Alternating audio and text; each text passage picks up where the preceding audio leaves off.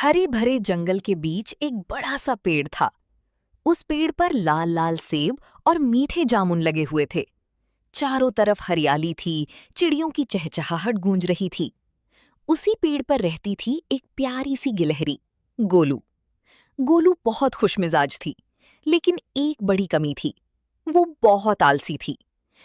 उसी पेड़ के नीचे रहती थीं कुछ मेहनती चींटियां, आंट।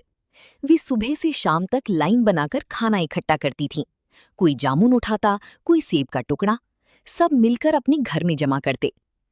एक दिन गोलू ने उन्हें देखकर हंसते हुए कहा, तुम लोग इतना काम क्यों करती हो? इतना सारा खाना है, आराम से खाओ और मजे करो।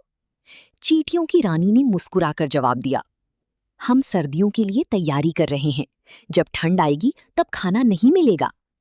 लेकिन गोलू ने उनकी बात को मजाक समझा और फिर से आराम करने लगी। दिन बीतते गए। धीरे धीरे मौसम बदलने लगा। पेड़ों के पत्ते पीले होने लगे और फल कम होने लगे। चींटियां और भी तेजी से काम करने लगी, लेकिन गोलू अभी भी आलस में पड़ी रही। फिर एक दिन ठंडी हवाएं चलने लगी और देखते ही देखते जंगल में सर्दी आ गई। अब पेड़ पर ना फल थे, ना खाने को कुछ। गोलू भूखी और ठंड से कांप रही थी। ओ, इधर उधर दौड़ी, लेकिन उसे कुछ नहीं मिला। अब उसे अपनी गलती समझ आने लगी। तभी उसकी नजर चींटियों के घर पर पड़ी। अंदर गर्मी थी और ढेर सारा खाना भी था।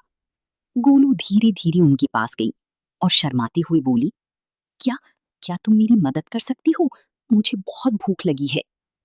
चींटियां पहले थोड़ी सोच में पड़ गईं, लेकिन फिर उनकी रानी बोली, हम दूसरों की मदद करना जानते हैं। उन्होंने गोलू को खाना दिया और उसे अपने घर में जगह भी दी। गोलू की आंखों में आंसू आ गए।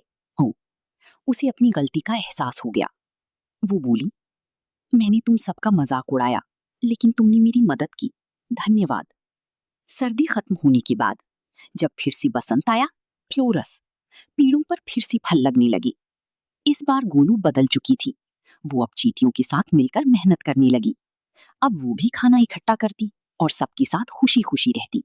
ओ, सीख, मोरल, यानी समय पर की गई मेहनत ही मुश्किल समय में काम आती है और दूसरों की मदद करने से ही सच्ची खुशी मिलती है।